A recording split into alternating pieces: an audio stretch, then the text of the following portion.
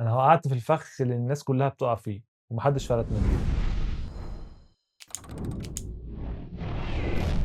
الأسبوع اللي فات قُلت إن أنا هابدأ أطوّر من نفسي والتزم بعادات كتير كده، ولكن من أول يوم ما التزمتش بكل حاجة أنا كنت كاتبها، بس فهمت حاجة بسيطة جدًا بدأت تغيّر معايا مفهوم الالتزام بعادة. أنا كنت دايمًا عايز أكون شخص منظم، كل شوية أقول بكرة هابدأ عادة جديدة، أصحى بدري، أتمرن، أقرأ، بس دايمًا نفس النهاية، أبدأ بقوة وبعدين أزهق، لحد ما قررت إني أبدأ العادة ب10 دقايق بس. هم 10 دقايق في اليوم. أنا اخترت إن أنا أقرأ 10 دقايق كل يوم أول ما أصحى، وبصراحة قررت إن أنا أصحى بدري كل يوم الساعة 5:00 وأظن إنك تصحى الساعة 5:00 ده شيء أساسي عشان الصلاة، ولكن ممكن تكمل يومك عادي بعد الصلاة أو تنام، ولمّا تصحى خصص عادة تعملها زي إنك تقرأ أو تلعب ضغط أو تنزل تتمشى، اتمشى كده روّق على حالك. اللي خلّاني أكمل في العادة ديّة مش الإرادة بس، اللي خلّاني أكمل في العادة ديّة إني بدأت صغير جدًا، لدرجة إن ما فيش عذر يخلّيني إني ما أكملش، ده هم 10 دقايق بس، ولكن مش هيفضلوا 10 دقايق على طول.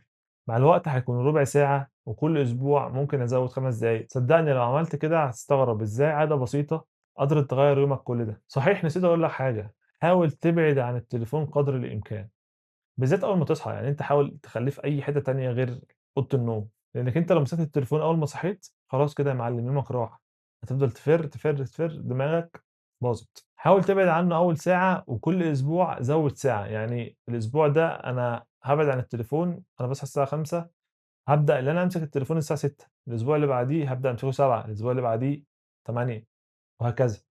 كل ما تقِل، كل ما الموضوع يبقى أفضل وأحسن ليك. وباقولها تاني لنفسي وليكم، العادة مش إنك تعمل حاجات كتيرة، العادة إنك تعمل حاجات صغيرة ولكن باستمرار. حاول تحافظ على إنك تعمل العادة دي حتى لو كل يوم، حتى لو أنت في أسوأ حالاتك، حاول تحافظ عليها. عشان كده لو هتبدأ عادة جديدة خلّيك بسيط، صغير، بس ثابت. أنا باعافر في الموضوع ده كل يوم، بس النهارده لمّا بابُص ورايا بالاقي إن العادة ديّة بدأت من غير حماس، وكانت بداية تغيير فعلًا، لإني ما كنتش متوقع إني هاقرأ صفحة واحدة بس من كتاب. والنهارده أهو وصلت للصفحة 70 تقريبًا، وبالمناسبة الكتاب اللي أنا باقراه اسمه نادي الخامسة صباحًا. أنا عمومًا مبسوط بالإنجاز ده مع إنه لسه صغير، ولو أنت كمان نِفْسك تبدأ عادة جديدة، ابدأ من النهارده بخطوات بسيطة وما تصعبهاش على نَفْسك. قُل لي في الكومنتات هتبدأ بإيه وما تنساش اللايك والاشتراك. سلام عليكم.